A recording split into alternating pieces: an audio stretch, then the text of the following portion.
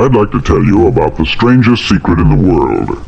Not long ago, Albert Schweitzer, the great doctor and Nobel Prize winner, was being interviewed in London, and a reporter asked him, "Doctor, what's wrong with men today?" The great doctor was silent a moment, and then he said, "Men simply don't think." And it's about this that I want to talk with you. We live today in a golden age. This is an era that man has looked forward, dreamed of, and worked toward for thousands of years. But since it's here, we pretty well take it for granted. We in America are particularly fortunate to live in the richest land that ever existed on the face of the earth, a land of abundant opportunity for everyone. But do you know what happens? Let's take 100 men who start even at the age of 25. Do you have any idea what will happen to those men by the time they're 65? These 100 men who all start even at the age of 25 believe they're going to be successful. If you asked any one of these men if he wanted to be a success, he'd tell you that he did. And you'd notice that he was eager toward life, that there was a certain sparkle to his eye, an erectness to his carriage, and life seemed like a pretty interesting adventure to him. But by the time they're 65, 1 will be rich, 4 will be financially independent, 5 will still be working, 54 will be broke. Now think a moment. Out of the 100, only 5 make the grade.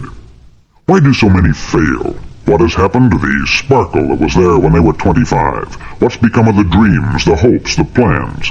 And why is there such a large disparity between what these men intended to do and what they actually accomplished? When we say about 5% achieve success, we have to define success. And here's the definition.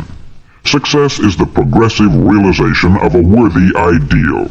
If a man is working toward a predetermined goal and knows where he's going, that man is a success. If he's not doing that, he's a failure. Success is the progressive realization of a worthy ideal. Rollo May, the distinguished psychiatrist, wrote a wonderful book called Man's Search for Himself. And in this book he says, the opposite of courage in our society is not cowardice, it is conformity. And there you have the trouble today. It's conformity. People acting like everyone else, without knowing why, without knowing where they're going. Now think of it. In America right now, there are over 14 million people 65 years of age and over, and about 13 million of these 14 million are broke. They're dependent on someone else for life's necessities. Now we learn to read by the time we're 7. We learn to make a living by the time we're 25. Usually by that time we're not only making a living, we're supporting a family. And yet by the time we're 65, we haven't learned how to become financially independent in the richest land that has ever been known. Why? We conform. And the trouble is that we're acting like the wrong percentage group, the 95% who don't succeed. Now why do these people conform? Well, they don't know really. These people believe that their lives are shaped by circumstances, by things that happen to them, by exterior forces. They're outer-directed people. A survey was made one time that covered a lot of men, working men, and these men were asked this question. Why do you work? Why do you get up in the morning? 19 out of 20 had no idea. If you ask them, they'll say, everyone goes to work in the morning. And that's the reason they do it, because everyone else is doing it. Now let's get back to our definition of success. Who succeeds? The only man who succeeds is the man who is progressively realizing a worthy ideal. He's the man who says, I'm going to become this, and then begins to work toward that goal. I'll tell you who the successful people are. A success is the school teacher who's teaching school because that's what she wanted to do. The success is the woman who's a wife and mother because she wanted to become a wife and mother and is doing a good job of it. The success is the man who runs the corner gas station because that's what he wanted to do. The success is the successful salesman who wants to become a top-notch salesman and grow and build with his organization. A success is anyone who is doing deliberately a predetermined job because that's what he decided to do deliberately. But only 1 out of 20 does that. That's why today there isn't really any competition unless we make it for ourselves. Instead of competing, all we have to do is create. Now for 20 years I looked for the key which would determine what would happen to a human being. Was there a key I wanted to know which would make the future a promise that we could foretell to a large extent?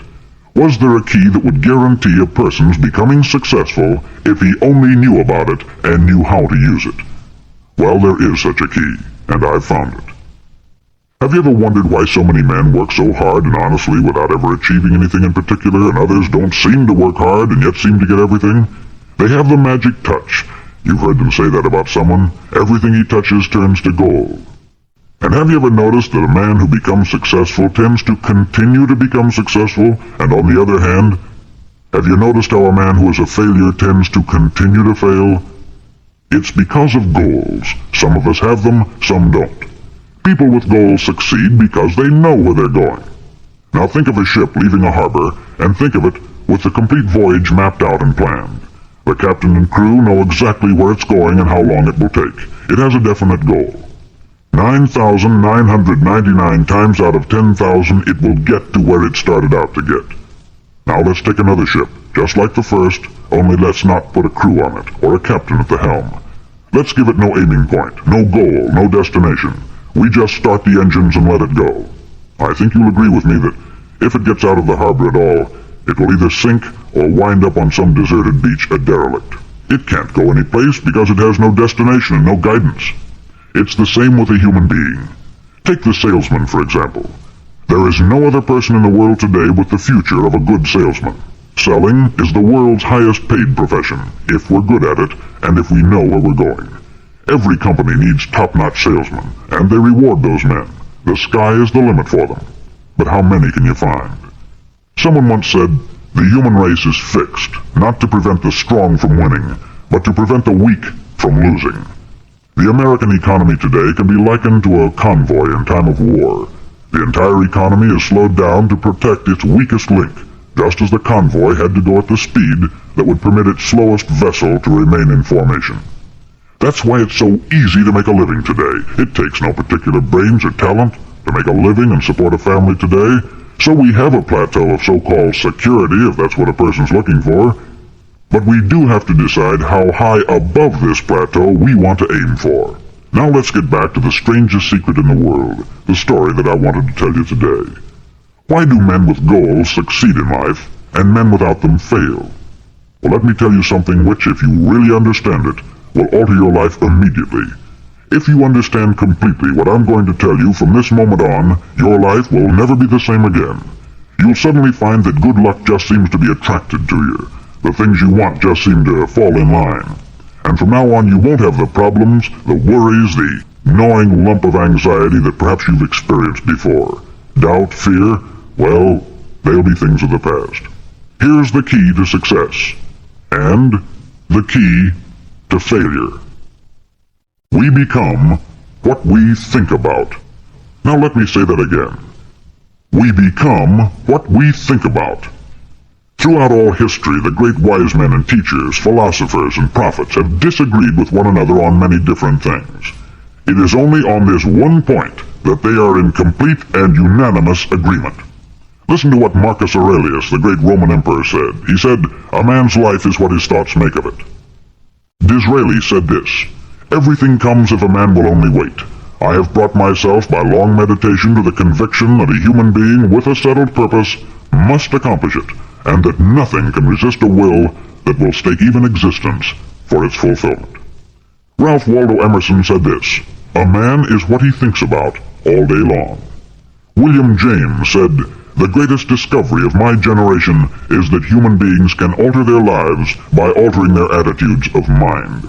And he also said, "We need only in cold blood act as if the thing in question were real, and it will become infallibly real by growing into such a connection with our life that it will become real. It will become so knit with habit and emotion that our interest in it will be those which characterize belief." He also said this, "If you only care enough for a result, you will almost certainly attain it. If you wish to be rich, you will be rich. If you wish to be learned, you will be learned. If you wish to be good, you will be good. Only you must then really wish these things, and wish them exclusively, and not wish at the same time 100 other incompatible things just as strongly." In the Bible you read, in Mark 9:23, "If thou canst believe, all things are possible to him that believeth." Dr. Norman Vincent Peale said this, "This is one of the greatest laws in the universe. Fervently do I wish I had discovered it as a very young man. It dawned upon me much later in life, and I found it to be one of the greatest, if not my greatest discovery, outside of my relationship to God. And the great law, briefly and simply stated, is that if you think in negative terms, you'll get negative results. If you think in positive terms, you will achieve positive results. That is the simple fact, which is at the basis of an astonishing law of prosperity and success. In 3 words, believe and succeed. William Shakespeare put it this way: our doubts are traitors, and make us lose the good we oft might win by fearing to attempt. George Bernard Shaw said, people are always blaming their circumstances for what they are. I don't believe in circumstances. The people who get on in this world are the people who get up and look for the circumstances they want, and if they can't find them, make them. Well, it's pretty apparent, isn't it? And every person who discovered this for a while believed that he was the first one to work it out. We become what we think about. Now it stands to reason that a person who's thinking about a concrete and worthwhile goal is going to reach it, because that's what he's thinking about. And we become what we think about. Conversely, the man who has no goal, who doesn't know where he's going, and whose thoughts must therefore be thoughts of confusion and anxiety and fear and worry, becomes what he thinks about. His life becomes one of frustration, fear, anxiety, and worry. And if he thinks about nothing, he becomes nothing. Now how does it work? Why do we become what we think about? Well, I'll tell you how it works as far as we know. Now to do this, I want to tell you about a situation that parallels the human mind. Suppose a farmer has some land, and it's good, fertile land. Now the land gives the farmer a choice. He may plant in that land whatever he chooses. The land doesn't care. It's up to the farmer to make the decision. Now remember, we're comparing the human mind with the land, because the mind, like the land, doesn't care what you plant in it. It will return what you plant, but it doesn't care what you plant.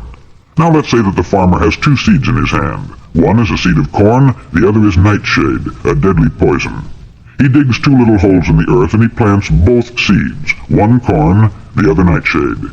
He covers up the holes, waters, and takes care of the land, and what will happen?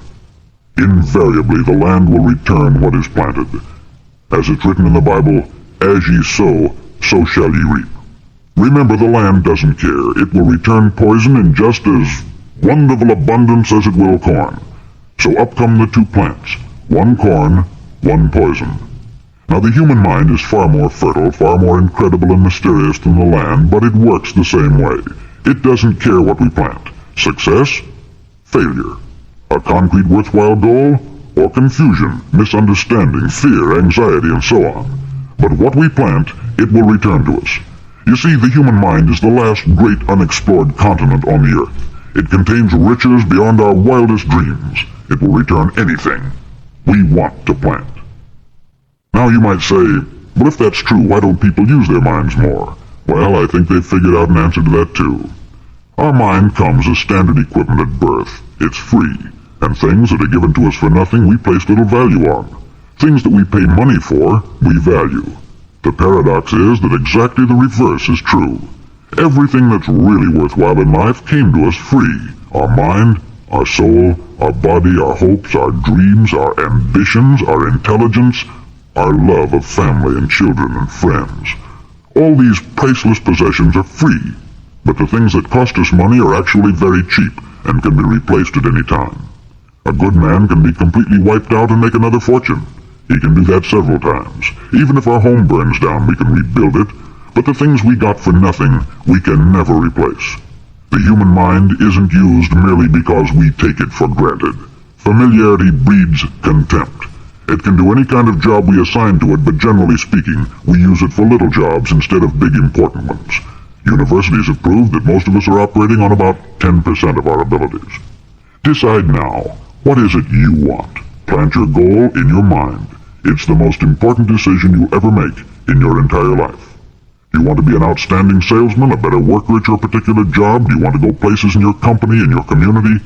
All you've got to do is plant that seed in your mind. Care for it. Work steadily toward your goal, and it will become a reality. It not only will, there's no way that it cannot. You see, that is a law, like the laws of Sir Isaac Newton, the laws of gravity. If you get on top of a building and jump off, you'll always go down. You'll never go up. And it's the same with all the other laws of nature. They always work. They're inflexible. Think about your goal in a relaxed, positive way. Picture yourself in your mind's eye as having already achieved this goal. See yourself doing the things you will be doing when you've reached your goal. Ours has been called the phenobarbital age, the age of ulcers and nervous breakdowns. At a time when medical research has raised us to a new plateau of good health and longevity, far too many of us worry ourselves into an early grave trying to cope with things in our own little personal ways, without learning a few great laws that will take care of everything for us. These things we bring on ourselves through our habitual way of thinking. Every one of us is the sum total of his own thoughts. He is where he is because that is exactly where he really wants to be, whether he'll admit that or not. Each of us must live off the fruit of his thoughts in the future, because what you think today and tomorrow, next month and next year, will mold your life and determine your future. You're guided by your mind. I remember one time I was driving through Arizona and I saw one of those giant earth-moving machines roaring along the road at about 35 miles an hour with what looked like 20 tons of dirt in it, a tremendous, incredible machine, and there was a little man perched way up on top with the wheel in his hands guiding it. And as I drove along, I was struck by the similarity of that machine to the human mind. Just suppose you're sitting at the controls of such a vast source of energy. Are you going to sit back and fold your arms and let it run itself into a ditch? Or are you going to keep both hands firmly on the wheel and control and direct this power to a specific, worthwhile purpose? It's up to you. You're in the driver's seat. You see, the very law that gives us success is a two-edged sword. We must control our thinking. The same rule that can lead a man to a life of success, wealth, happiness, and all the things he's ever dreamed of for himself and his family, that very same law can lead him into the gutter. It's all in how he uses it, for good or for bad. This is the strangest secret in the world. Now, why do I say it's strange, and why do I call it a secret? Actually, it isn't a secret at all. It was first promulgated by some of the earliest wise men, and it appears again and again throughout the Bible. But very few people have learned it, understand it. That's why it's strange, and why, for some equally strange reason, it virtually remains a secret.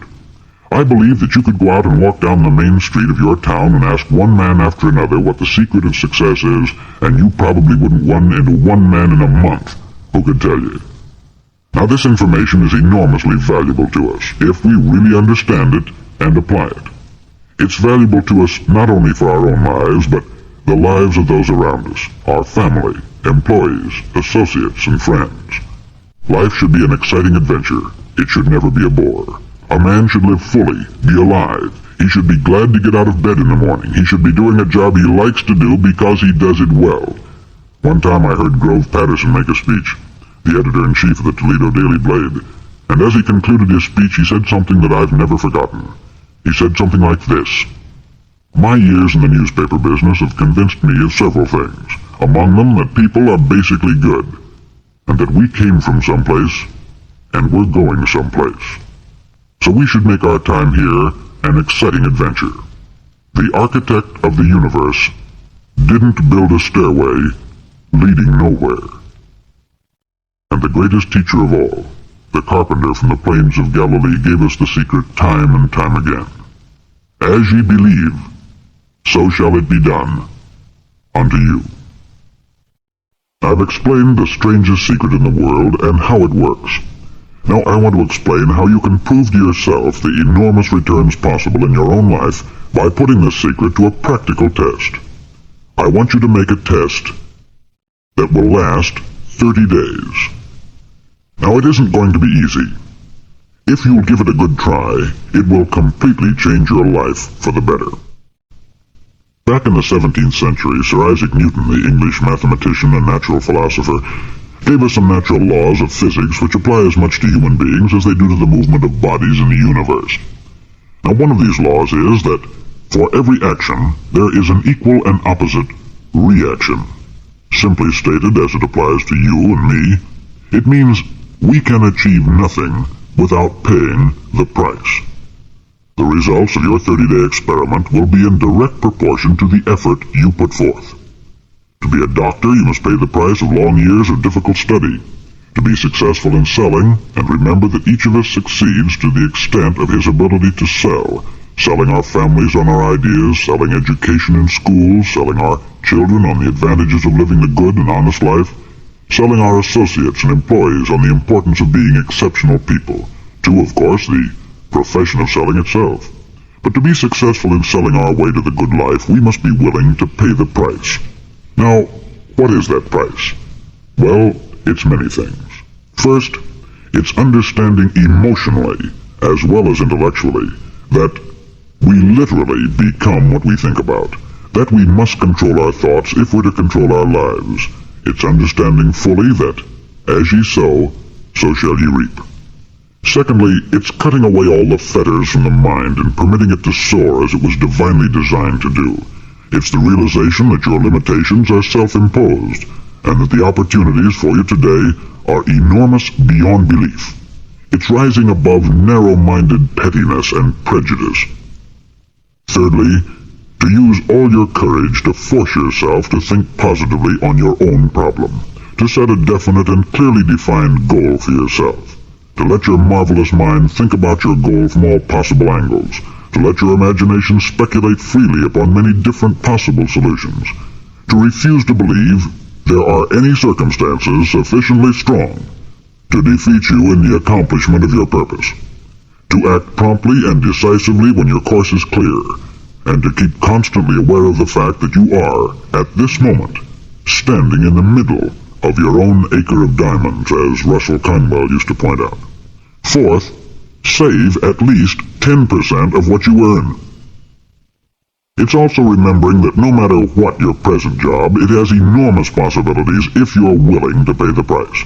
Now let's just go over the important points in the price each of us must pay to achieve the wonderful life that can be ours. It is, of course, worth any price. 1. You will become what you think about. 2. Remember the word imagination. Let your mind soar. 3.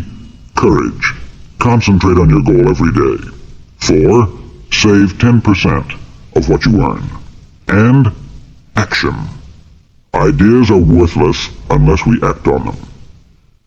Now I'll try to outline the 30-day test I want you to make. Now keep in mind that you have nothing to lose by making this test, and everything you could possibly want to gain. There are two things that may be said of everyone. Each of us wants something, and each of us is afraid of something. I want you to write on a card what it is you want more than anything else. It may be more money. Perhaps you'd like to double your income or make a specific amount of money. It may be a beautiful home. It may be success at your job. It may be a particular position in life. It could be a more harmonious family. Each of us wants something. Write down on your card specifically what it is that you want. Make sure it's a single goal and clearly defined. You needn't show it to anyone, but carry it with you so that you can look at it several times a day. Think about it in a cheerful, relaxed, positive way each morning when you get up, and immediately you have something to work for, something to get out of bed for, something to live for. Look at it every chance you get during the day and just before going to bed at night. As you look at it, remember that you must become what you think about, and since you're thinking about your goal, you realize that soon it will be yours. In fact, it's yours really the moment you write it down and begin to think about it. Look at the abundance all around you as you go about your daily business. You have as much right to this abundance as any other living creature. It's yours for the asking. Now we come to the difficult part. Difficult because it means the formation of what is probably a brand new habit, and new habits are not easily formed. Once formed, however, it will follow you for the rest of your life. Stop thinking about what it is you fear. Each time a fearful or negative thought comes into your consciousness, replace it with a mental picture of your positive and worthwhile goal. There will come times when you will feel like giving up. It's easier for a human being to think negatively than positively. That's why only 5% is successful. You must begin now to place yourself in that group. For 30 days you must take control of your mind. It will think only about what you permit it to think. Each day for this 30-day test, do more than you have to do. In addition to maintaining a cheerful, positive outlook, give of yourself more than you've ever done before. Do this knowing that your returns in life must be in direct proportion to what you give. The moment you decide on a goal to work toward, you're immediately a successful person. You're then in that rare and successful category of people who know where they're going. Out of every 100 people, you belong to the top 5. Don't concern yourself too much with how you're going to achieve your goal. Leave that completely to a power greater than yourself. All you have to do is know where you're going. The answers will come to you of their own accord. Remember these words from the Sermon on the Mount, and remember them well. Keep them constantly before you this month of your test. Ask, and it shall be given you. Seek, and ye shall find. Knock, and it shall be opened unto you. For every one that asketh receiveth, and he that seeketh findeth, and to him that knocketh it shall be opened. It's as marvelous and as simple as that. In fact, it's so simple that in our seemingly complicated world it's difficult for an adult to understand that all he needs is a purpose and faith. For 30 days, do your best. If you're a salesman, go at it as you've never done before, not in hectic fashion, but with the calm, cheerful assurance that time well spent will give you the abundance in return you deserve and want. No matter what your job, do it as you've never done it before for 30 days. And if you've kept your goal before you every day, you'll wonder and marvel at this new life you've found. Dorothea Brand, outstanding editor and writer, discovered it for herself and tells about it in her fine book, Wake Up and Live. Her entire philosophy is reduced to the words, act as though it were impossible to fail. She made her own test, with sincerity and faith, and her entire life was changed to one of overwhelming success. Now you make your test for 30 full days. Don't start your test until you've made up your mind to stick with it. You see, by being persistent, you're demonstrating faith. Persistence is simply another word for faith. If you didn't have faith, you would never persist. If you should fail during your first 30 days, by that I mean suddenly find yourself overwhelmed by negative thoughts, you've got to start over again from that point and go 30 more days. Gradually your new habit will form until you find yourself one of that wonderful minority to whom virtually nothing is impossible. Don't forget the card. It's vitally important as you begin this new way of living. On one side of the card, write your goal, whatever it may be. On the other side, write the words we've quoted from the Sermon on the Mount. Ask, and it shall be given you. Seek, and ye shall find. Knock, and it shall be opened unto you. Nothing great was ever accomplished without inspiration. See that during these crucial first 30 days, your own inspiration is kept at a peak. Above all, don't worry. Worry brings fear, and fear is crippling. The only thing that can cause you to worry during your test is trying to do it all yourself. Know that all you have to do is hold your goal before you. Everything else will take care of itself. Remember also to keep calm and cheerful. Don't let petty things annoy you and get you off course. Now, since making this test is difficult, some may say, well, why should I bother? Well, look at the alternative. No one wants to be a failure. No one really wants to be a mediocre individual. No one wants a life constantly filled with worry, fear, and frustration. Therefore remember that you must reap that which you sow. If you sow negative thoughts, your life will be filled with negative things. If you sow positive thoughts, your life will be cheerful, successful, and positive. Now gradually, you will have a tendency to forget what you've heard on this record. Play it often. Keep reminding yourself of what you must do to form this new habit. Gather your whole family about and listen to what's been said here at regular intervals. You know, most men will tell you that they want to make money without understanding the law. The only people who make money work in the mint. The rest of us must earn money. This is what causes those who keep looking for something for nothing or a free ride to fail in life. The only way to earn money is by providing people with services or products which are needed and useful. We exchange our product or service for the other man's money. Therefore, the law is that our financial return will be in direct proportion to our service. Success is not the result of making money. Making money is the result of success. And success is in direct proportion to our service. Most people have this law backwards. They believe that you're successful if you earn a lot of money. The truth is that you can only earn money after you're successful. It's like the story of the man who sat in front of the stove and said to it, "Give me heat, and then I'll add the wood." How many men and women do you know, or do you suppose there are today, who take the same attitude toward life? There are millions. We've got to put the fuel in before we can expect heat. Likewise, we've got to be of service first before we can expect money. Don't concern yourself with the money. Be of service. Build, work, dream, create.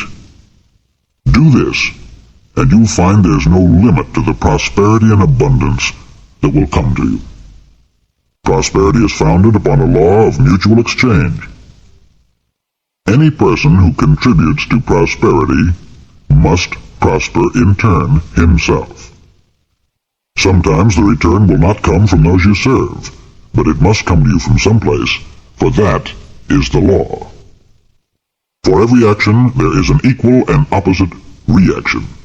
As you go daily through your 30-day test period, remember that your success will always be measured by the quality and quantity of service you render, and money is a yardstick for measuring this service. No man can get rich himself unless he enriches others. There are no exceptions to a law. You can drive down any street in America and from your car estimate the service that's being rendered by the people living on that street. Had you ever thought of this yardstick before? It's interesting. Some, like ministers and priests and other devoted people, measure their returns in the realm of the spiritual, but again, their returns are equal to their service. Once this law is fully understood, any thinking person can tell his own fortune. If he wants more, he must be of more service to those from whom he receives his return. If he wants less, he has only to reduce this service. This is the price you must pay for what you want. If you believe you can enrich yourself by deluding others, you can only end by deluding yourself. It may take some time, but just as surely as you breathe, you'll get back what you put out. Don't ever make the mistake of thinking you can avert this. It's impossible.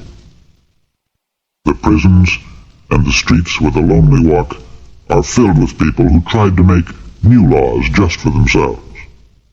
We may avoid the laws of man, but there are greater laws that cannot be broken. An outstanding medical doctor recently pointed out 6 steps that will help you realize success. 1. Set yourself a definite goal. 2. Quit running yourself down. 3. Stop thinking of all the reasons why you cannot be successful, and instead think of all the reasons why you can. 4. Trace your attitudes back through your childhood and try to discover where you first got the idea you couldn't be a success, if that's the way you've been thinking. 5. Change the image you have of yourself by writing out a description of the person you would like to be. And 6. Act the part of the successful person you have decided to become. The doctor who wrote those words is a noted West Coast psychiatrist, David Harold Fink, M.D. Do what all experts since the dawn of recorded history have told you you must do. Pay the price by becoming the person you want to become. It's not nearly as difficult as living unsuccessfully. Make your 30-day test. Then repeat it. Then repeat it again. Each time it will become more a part of you until you'll wonder how you could ever have lived any other way. Live this new way, and the floodgates of abundance will open and pour over you more riches than you may have dreamed existed. Money? Yes, lots of it. But what's more important, You'll have peace. You'll be in that wonderful minority who lead calm, cheerful, successful lives. Start today.